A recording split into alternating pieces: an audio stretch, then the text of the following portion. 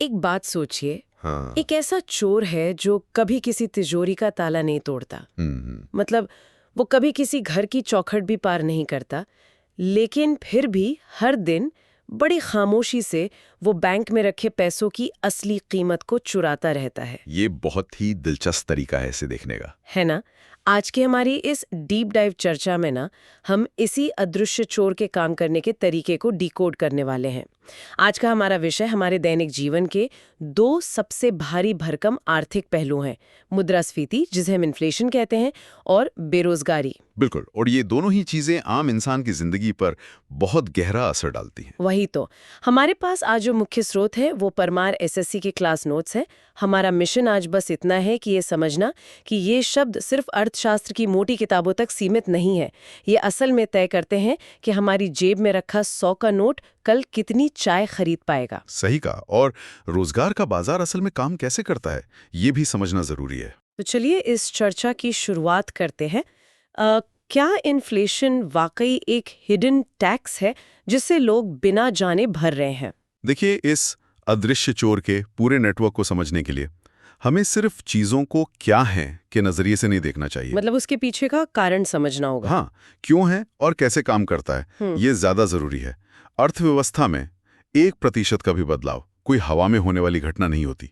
Inflation का बुनियादी मतलब है समय के साथ चीजों और सेवाओं की कीमतों में लगातार बढ़ोतरी होना। लेकिन इसका असली असर तब समझ आता है जब हम परचेजिंग पावर या क्रय शक्ति की बात करते हैं। मतलब पैसे की ताकत घट जाती है। बिल्कुल। जब कीमतें बढ़ती हैं तो पैसे की क्रय शक्ति कम हो जाती है।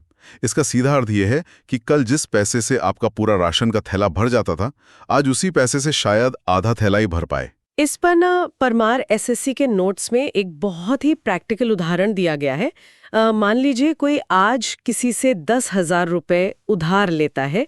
ठीक है। और उस समय हाई इन्फ्लेशन यानी उच्च मुद्रास्फीति का दौर चल रहा है। अब जब वो व्यक्ति 1 साल बाद वे 10,000 रुपए चुकाता है तो तकनीकी रूप से तो उसने पूरा कर्ज चुका दिया। हाँ, कागजों पर तो हिसाब बराबर हो गया। वही ना, लेकिन असल में उन 10,000 रुपए की ताकत घट चुकी है। उस पैसे से अब बाजार में उतना सामान नहीं खरीदा जा सकता जितना 1 साल पहले आता था। एकदम सही पकड़ा आपने। तो क्या इसका मतलब ये है कि कर्ज लेने वाले यानी जो डेटर्स हैं वो हमेशा इन्फ्लेशन के दौरान फायदे में रहते हैं? बिल्कुल। ये अर्थशास्त्र का एक बहुत ही क्रूर लेकिन सच नियम है। इस स्थिति में उधार लेने वाले को फायदा होता है क्योंकि वो जो पैसा लौटा रहा है उसकी वैल्यू कम हो चुकी है। और जिसने अपना पैसा दिया था, जो क्रेडिटर है, उसका सीधा नुकसान होता है। तो कर्ज देने वाले खुद को इस नुकसान से बचाएं कैसे? यहीं पर रियल इंटरेस्ट रेट का कॉन्सेप्ट आता है। जो लेंडर्स है ना, उन्हें हमेशा नॉमिनल रेट में से इन्फ्लेशन रेट को घटाकर अपना ब्याज तय करना चाहिए। 6% है तो असल में उसकी कमाई सिर्फ 4% ही हो रही है। ओहो, मतलब 6% तो महंगाई ही खा गई। बिल्कुल। ब्याज की गणित तो समझ आ गई, लेकिन अर्थव्यवस्था में ये पैसा अपनी ताकत खोता कैसे है? नोट्स में एक बहुत ही भारी सा फॉर्मूला दिया गया है, एर्विंग फिशर की क्वांटिटी थियरी ऑफ मनी। हाँ, MV = PT। MV = PT। प्रति। देखने में तो ये किसी फिजिक्स के फॉर्मूले जैसा लगता है। ये आम जिंदगी में कैसे लागू होता है? इसे ना गणित के फॉर्मूले की तरह देखने के बजाय एक छोटे से बाजार की तरह सोचिए। यहाँ M का मतलब है मनी सप्लाई, यानी बाजार में कुल कितना पैसा है। ठीक है। और V है वेलोसिटी, यानी वो पैसा कितनी तेजी से लोगों के हाथ बदल रहा है। मतलब एक नोट कितनी बार इस्तेमाल हुआ। हाँ, मान लीजिए 100 रुपए का नोट सुबह चाय वाले के पास जाता है। चाय वाला उसी नोट से दूध खरीदता है और दूध वाला उसी से सब्जी लेता है। एक ही नोट ने अर्थव्यवस्था में 300 रुपए का काम कर दिया। अरे वाह! ये वेलोसिटी है। दूसरी तरफ P है प्राइस लेवल और T है ट्रांजैक्शन, यानी बाजार में मौजूद कुल सामान और सेवाएं। मैं इसे ऐसे समझ रही हूँ कि अगर हम T यानी सामान को ना बढ़ाएं और वेलोसिटी भी स्थिर रहे, लेकिन अचानक से बाजार में मनी सप्लाई बढ़ा दी जाए, मतलब बहुत सारे नए नोट आ जाए, तो समीकरण को बराबर रखने के लिए P यानी कीमतों को तो ऊपर जाना ही पड़ेगा ना? बिल्कुल सही। और फिशर ने इसे ही मनी इल्यूजन कहा था। Money illusion. हाँ, लोगों को लगता है कि उनके हाथ में ज्यादा पैसे आ गए हैं, वो अमीर हो गए हैं, लेकिन असल में बाजार में सामान तो उतना ही है, तो हर चीज की कीमत बढ़ जाती है और क्रय शक्ति वही की वही रहती है, या शायद और घट जाती है। एकदम सही। या इन्फ्लेशन टैक्स कहा गया है।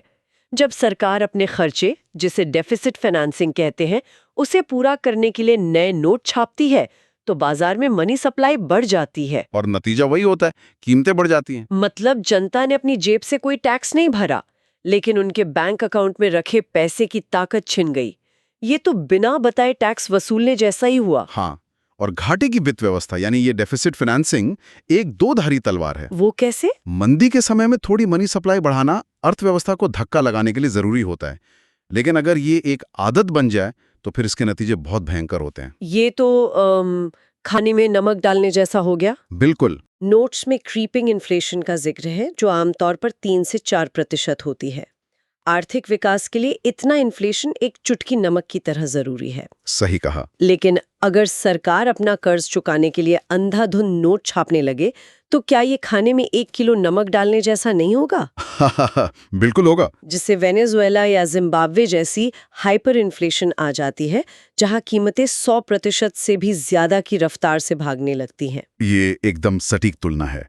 हाइपर इन्फ्लेशन वो स्थिति है जब लोग एक ब्रेड का पैकेट खरीदने के लिए बोरियों में भरकर नोट ले जाते हैं। बाप रे। पैसे पर से लोगों का भरोसा ही उठ जाता है। लेकिन सामान्य स्थितियों में महंगाई बढ़ने के पीछे सिर्फ नोट छापना ही एकमात्र कारण नहीं होता। और भी कारण होते हैं। हाँ, बाजार में कीमतें कैसे बढ़ती हैं, इसके पीछे पूरी एक चेन होती है। तो अगर हम इन्फ्लेशन के प्रकारों को देखें तो सबसे आम है डिमांड पुल इन्फ्लेशन।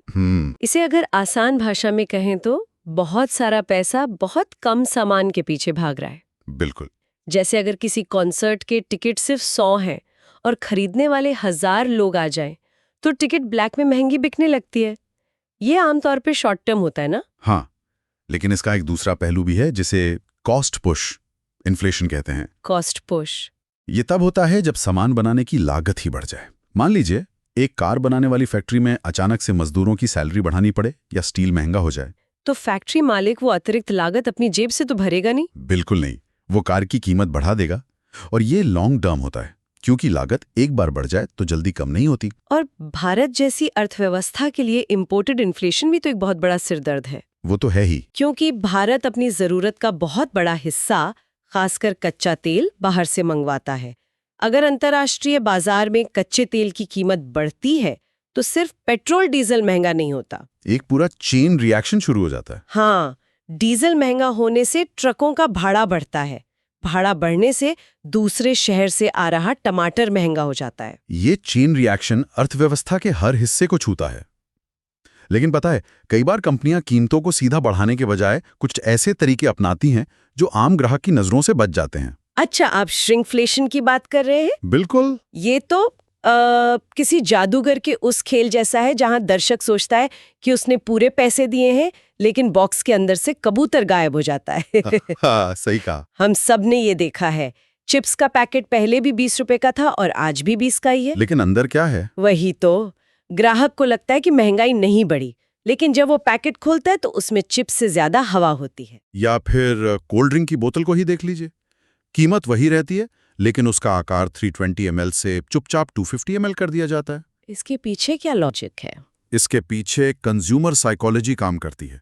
कंपनियां जानती हैं कि एक आम इंसान कीमतों के प्रति बहुत संवेदनशील होता है। हाँ, पैसे बढ़ने पे लोग तुरंत नोटिस करते हैं। बिल्कुल, अगर 20 रुपए का चिप्स 22 का हो जाए तो लोग उसे खरीदना कम कर देंगे, लेकिन मात्रा के प्रति लोग इतने सतर्क नहीं होते। मतलब कीमत स्थिर रखो और सामान कम कर दो? यही श्रिंकफ्लेशन है। इसके अलावा एक और स्थिति होती है बॉटलनेक इन्फ्लेशन। क्या ये बॉटलनेक इन्फ्लेशन अर्थव्यवस्था के एक भयंकर ट्रैफिक जाम की तरह काम करता है? आप इसे ऐसे ही समझ सकती हैं। जहां सड़क पर गाड़ियां तो हैं और लोग आगे जाना भी चाहते हैं, यानी मांग पूरी है, लेकिन आगे जाने का रास्ता अचानक बहुत संकरा हो गया है। जैसे अगर कोई बड़ी नहर ब्लॉक हो जाए और शिपिंग रुक जाए, या अचानक किसी महामारी के कारण सप्लाई चेन टूट जाए, सामान है पर पहुंच नहीं पा रहा, और इसलिए कीमतें आसमान छूने लगती हैं। इसमें उत्पादन क्षमता की समस्या नहीं होती, बल्कि डिस्ट्रीब्यूशन में रुकावट आ जाती है। अच्छा, एक और टर्म मैंने पढ़ा था, स्क्यूफ्लेशन। स्क्यूफ्लेशन? ये क्या होता है? ये एक बहुत दिलचस्प पैटर्न है।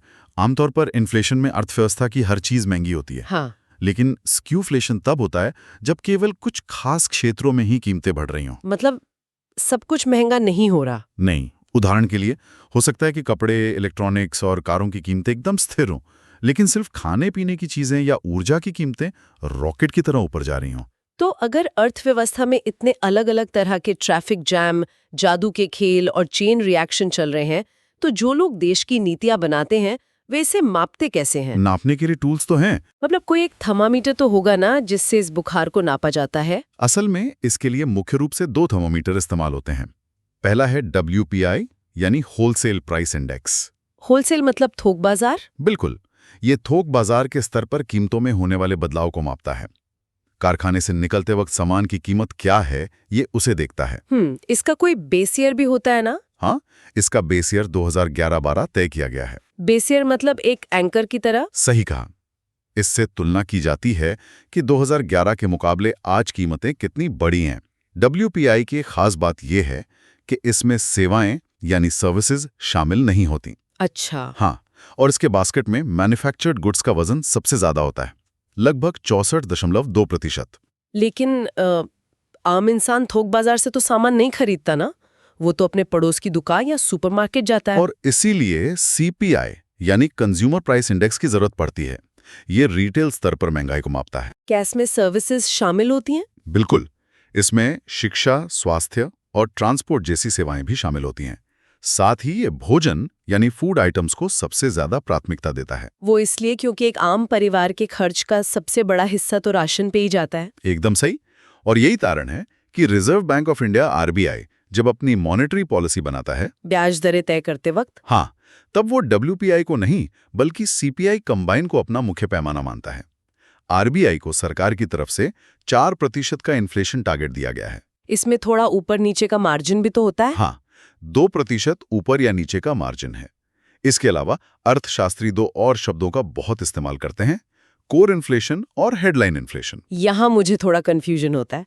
अगर CPI आम घर के बजट का बुखार मापता है, तो ये कोर इन्फ्लेशन निकालने के लिए अर्थशास्त्री खाने पीने की चीजों और ईंधन को क्यों हटा देते हैं? ये सवाल बहुत लोग पूछते हैं। मतलब एक आम परिवार की कमाई का सबसे बड़ा हिस्सा तो इन्हीं 2 चीजों पर खर्च होता है। हाँ, अगर थर्मामीटर से सबसे जरूरी चीजें ही निकाल दी जाएं, तो वो असली बुखार कैसे बताएगा? ये बहुत ही वाजिब सवाल है और शुरुआत में बड़ा अजीब भी लगता है।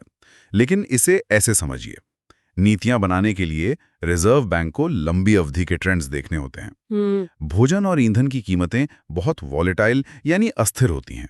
अगर किसी साल बारिश नहीं हुई या ओले पड़ गए तो रातों रात प्याज या टमाटर के दाम 3 गुना हो जाते हैं। या दुनिया में कहीं युद्ध छिड़ जाए तो कच्चे तेल के दाम बढ़ जाते हैं। बिल्कुल, और ये सब हेडलाइन इन्फ्लेशन का हिस्सा है, जो कि कच्चे आंकड़े हैं।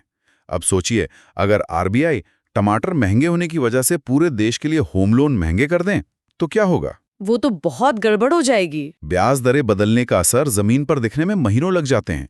तब तक शायद टमाटर की नई फसल आ चुकी हो और दाम वापस गिर जाएं। ओहो, अब समझी। इसलिए इन अस्थिर झटकों को हटाकर अर्थव्यवस्था का जो स्थिर ट्रेंड बचता है उसे कोर इन्फ्लेशन कहते हैं। मतलब ये देखने के लिए कि महंगाई की जड़ें कितनी मजबूत हैं। बिल्कुल, ये लॉजिक अब एकदम साफ हो गया। अच्छा, अब तक हमने सिर्फ कीमतों के बढ़ने की बात की, लेकिन अर्थव्यवस्था का एक दूसरा पहलू भी तो है, उत्पादन का। जी। अगर कीमतें बढ़ रही हों और दूसरी तरफ कारखानों में सामान बनना ही कम हो जाए, तो इसे कैसे नापेंगे? नोट्स में इसके लिए IIP का जिक्र है। हाँ, index of industrial production. IIP कीमतों के जाल में नहीं फंसता। ये पूरी तरह से औद्योगिक उत्पादन की मात्रा यानी वॉल्यूम को मापता है। इसमें कुछ कोर इंडस्ट्रीज होती हैं ना? हाँ, इसके अंदर 8 कोर इंडस्ट्रीज आती हैं, जैसे कोयला, कच्चा तेल, स्टील, सीमेंट वगैरह। इन 8 उद्योगों का IIP में कुल वेटेज लगभग 40.27% है। सबसे बड़ा हिस्सा किसका है? सबसे बड़ा हिस्सा रिफाइनरी उत्पाद का है, जो फिर से दिखाता है कि हम कच्चे तेल पर कितने निर्भर हैं। बिल्कुल। और जब ये उत्पादन का पहिया धीमा हो जाता है और महंगाई का थर्मोमीटर चढ़ने लगता है, तब अर्थव्यवस्था का सबसे बड़ा दुस्वप्न पैदा होता है, स्टैगफ्लेशन। स्टैग्नेशन और इन्फ्लेशन का एक साथ आना। आमतौर पर तो ये माना जाता है ना कि अगर महंगाई है तो मतलब बाजार में मांग बहुत है। मांग ज्यादा है तो कंपनियां ज्यादा उत्पादन करेंगी और लोगों को नौकरी पर रखेंगी। इसे फिलिप्स कर्व कहा जाता है। कि उच्च महंगाई आमतौर पर कम बेरोजगारी लाती है, लेकिन स्टैगफ्लेशन तो उस ट्रेडमिल पर दौड़ने जैसा है जिसमें आग लगी हुई है। बेहतरीन उदाहरण। कोई आगे भी नहीं बढ़ पा रहा, यानी ग्रोथ ठप है, और पैर भी जल रहे हैं, यानी महंगाई बढ़ती जा रही है। ये विरोधाभास पैदा कैसे होता है? ये अक्सर तब होता है जब अर्थव्यवस्था को कोई बहुत बड़ा सप्लाई शॉक लगता है। मान लीजिए दुनिया भर में ऊर्जा की कीमतें अचानक दुगनी हो जाएं। तो कारखानों की लागत बढ़ जाएगी। हाँ, लागत इतनी बढ़ जाएगी कि वो अपना काम धीमा कर देंगे या लोगों को नौकरी से निकालना शुरू कर देंगे। इससे ग्रोथ गिर जाती है और बेरोजगारी बढ़ती है। और दूसरी तरफ बाजार में माल कम बन रहा है और लागत बढ़ चुकी है, इसलिए जो सामान आ रहा है वो बहुत महंगा है। ये तो एक चक्रव्यूह है जिससे निकलना किसी भी सेंट्रल बैंक के लिए सबसे मुश्किल काम होता है, क्योंकि महंगाई रोकने के लिए ब्याज दरें बढ़ाएंगे तो विकास दर और गिर जाएगी। और जब अर्थव्यवस्था की ये ट्रेडमिल रुकती है ना, तो इसका सीधा असर इंसानों पर पड़ता है, यानी बेरोजगारी। भारत में इसे मापना भी एक जटिल विज्ञान है। नोट्स बताते हैं कि ये डेटा NSSO इकट्ठा करता है। इसके अलग अलग पैमाने हैं, जैसे यूजुअल स्टेटस जो पूरे 365 दिन का पैमाना लेता है। हाँ, एक मुख्य कार्यकर्ता या मेन वर्कर उसे माना जाता है जो साल में 6 महीने यानी 183 दिन से अधिक काम पर हो। और एक CWS भी होता है ना, करंट वीकली स्टेटस, जो एक हफ्ते का हिसाब देखता है। ये अलग अलग पैमाने क्यों जरूरी हैं?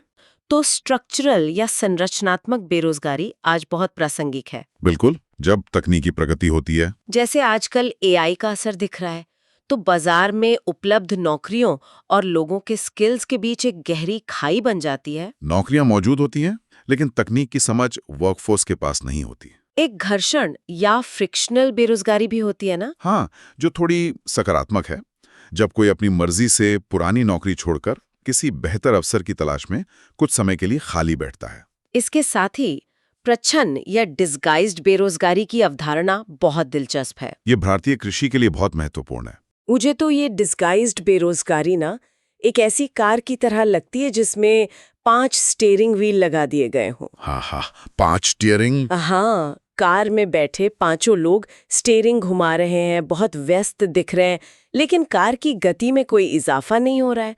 वो उतनी ही तेज चल रही है जितनी एक स्टीयरिंग से चलती। ये एनालॉजी एकदम परफेक्ट है। अगर एक खेत में 2 लोगों का काम है, लेकिन पूरा परिवार यानी 5 लोग उसमें लगे हैं, तो बाकी 3 लोगों की मार्जिनल प्रोडक्टिविटी 0 होती है। अगर उन 3 को खेत से हटा भी दिया जाए तो भी कुल फसल उतनी ही होगी। इस एनालॉजी को देखकर एक ख्याल आता है, क्या हमारे शहरों में दिखने वाली शिक्षित बेरोजगारी भी इसी का एक आधुनिक रूप है? वो कैसे? जहां युवाओं के पास डिग्रियां रूपी स्टीयरिंग व्हील तो बहुत सारे हैं, वो सालों तक परीक्षा की तैयारी में व्यस्त भी रहते हैं, लेकिन बाजार को असल में जिस स्किल रूपी गाड़ी की जरूरत है वो उनके पास नहीं है। बहुत सही तुलना की आपने। शिक्षित बेरोजगारी मुख्य रूप से शहरी क्षेत्रों की समस्या है।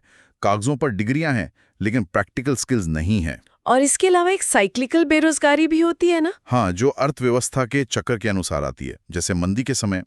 और एक सीजनल बेरोजगारी भी होती है, खेती या पर्यटन में, जहां साल के कुछ महीने ही काम मिलता है। तो आज की इस पूरी चर्चा को अगर समेटें तो हमने देखा कि आर्थिक शब्द कैसे हमारे जीवन को हर तरफ से घेरे हुए हैं। बिल्कुल। श्रिंकफ्लेशन कैसे चिप्स के पैकेट से चुपचाप हवा बेच रहा है, कैसे रियल इंटरेस्ट रेट ना समझने पर नुकसान हो सकता है, और कैसे खेत में काम कर रहे अतिरिक्त लोग सिर्फ प्रच्छन्न बेरोजगारी का हिस्सा है। ये सारी जानकारी सिर्फ किसी परीक्षा को पास करने के लिए नहीं है। ये समझना कि महंगाई कैसे एक अदृश्य दीमक की तरह बैंक में रखी बचत को खा रही है, हमारी फाइनेंशियल प्लानिंग के लिए बेहद जरूरी है। और आज के बाजार में केवल एक डिग्री होना काफी नहीं है। लगातार नए स्किल सीखते रहना ही बचाव का रास्ता है। बिल्कुल। लेकिन इस चर्चा को खत्म करने से पहले ना एक बहुत ही गहरा बिंदु सामने आता है। अर्थशास्त्र में एक टर्म है नेचुरल अनएम्प्लॉयमेंट। अर्थशास्त्रियों का मानना है कि एक पूरी तरह से स्वस्थ अर्थव्यवस्था में भी कुछ न्यूनतम प्रतिशत बेरोजगारी हमेशा रहेगी, और ये सामान्य है जी। और दूसरी तरफ नई तकनीकें और AI लगातार स्ट्रक्चरल बेरोजगारी पैदा कर रहे हैं, क्योंकि मशीनें इंसानों का काम सीख रही हैं। ये सच है। तो एक पल के लिए सोचिए, अगर एक स्वस्थ अर्थव्यवस्था के काम करने के लिए ही एक निश्चित स्तर की बेरोजगारी अनिवार्य है और ऊपर से नई तकनीकें लगातार पुराने स्किल्स को बेकार कर रही हैं, तो क्या भविष्य की इस परफेक्ट अर्थव्यवस्था का डिजाइन ही कुछ ऐसा बन रहा है जिसमें वर्कफोर्स का एक बड़ा हिस्सा हमेशा के लिए पीछे छूट जाएगा? क्या इस आर्थिक विकास की कीमत ही ये है कि समाज का एक वर्ग हमेशा बेरोजगार रहे? ये अर्थशास्त्र और मानवता के चौराहे पर खड़ा एक बहुत ही ज्वलंत सवाल है। क्या नीतियां सिर्फ जीडीपी के आंकड़े बढ़ाने के लिए बनेंगी या हर हाथ को काम देने के लिए? इस पर मंथन करना सच में बहुत जरूरी है। बिल्कुल, इसी विचार के साथ हम आज की इस खास डीप डाइव चर्चा को यहीं विराम देते हैं। उम्मीद है अगली बार जब कोई भी आम इंसान बाजार जाएगा या अपनी बचत के बारे में सोचेगा तो उसे अर्थव्यवस्था का ये पूरा हिडन मैकेनिज्म याद आएगा। सुनते रहिए और सवाल पूछते रहिए और चीजों के क्यों को तलाशते रहिए।